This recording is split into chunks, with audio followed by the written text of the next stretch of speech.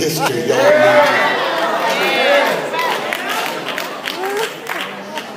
And Perry Morgan would sing, my faith renewed and my strength, Lord, restored.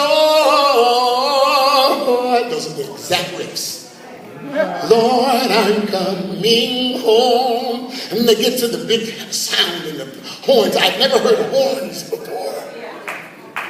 Because Dr. Mattie Moss Clark didn't have horns on his records. Okay, all right.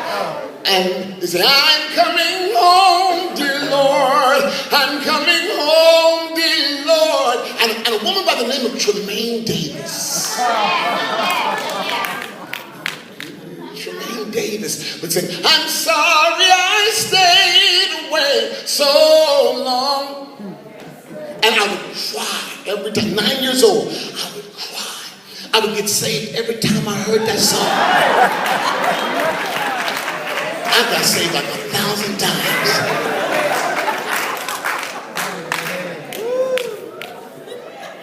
You know, and when country here, when country started, because that she was country show love. She was every bit country. When she started singing The Blood, I almost started crying. Because that was what my sister, when she was dying in 2008, as she lay on the bed dying with cancer, couldn't move and couldn't barely talk. She could just raise her hand. And whenever we would come in the room, Olivia would say, sing The Blood. Yeah. But she didn't want the first verse. She just wanted the second verse. It soothed my tears. Come. And you know that. My dear. And she would just cry. Because my sister had a voice. She was the best singer out of the family. But cancer had ravaged her soul. And she couldn't sing anymore. She just wanted everybody to sing. And it dried all of my tears. All the blood. That gives me strength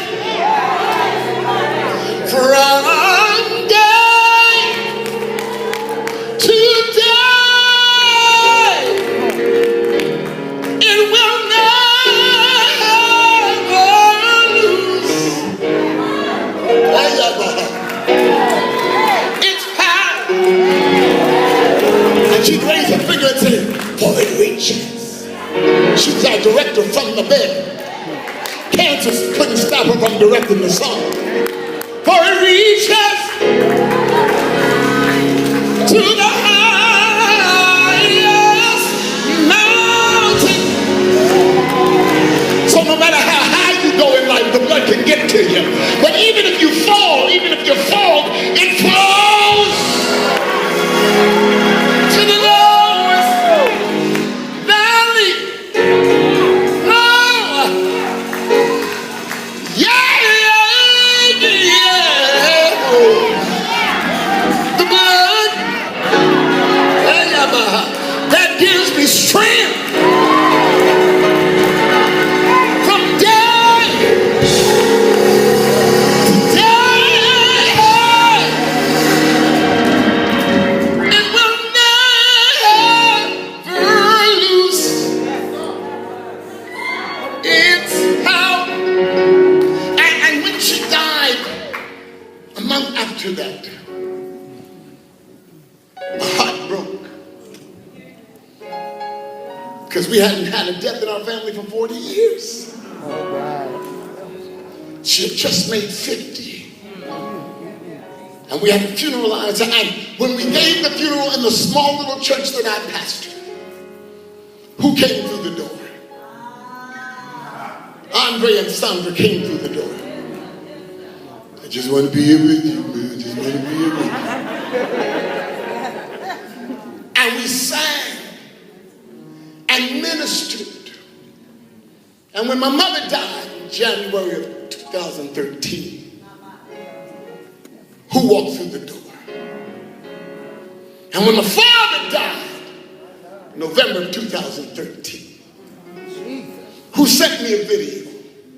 And when my grandmother fell to a stroke 2 weeks after that, who gave me a telephone call? Y'all don't hear what I'm saying. But it all started in 1971 when I sat in Bethel Gospel Tabernacle, a young man at 11 years old. And they told me Andre Crouch was coming to our church. It was a Tuesday night. I begged my mother. I begged Francis. I begged her. Can we please go? Danny, you got school tomorrow. I promise you I will go to school. Like I had a choice. Right. And we went to the concert at our church, Bethel Gospel Tabernacle. And they came, and I'm told at the homegoing, I sat next to Sandra, and I couldn't stop looking at her. Because she had a face full of makeup. Oh, yeah, in 71? Now, see, for you younger people, y'all understand, in the 70s, right. the only ones that wore makeup were the Hawkins. Because they were hippies. Because y'all would never say it. Y'all would never say it. In our church, y'all would never say it. That is hilarious. Y'all had all that hair going in. The women had afros and the men had Lord Jesus.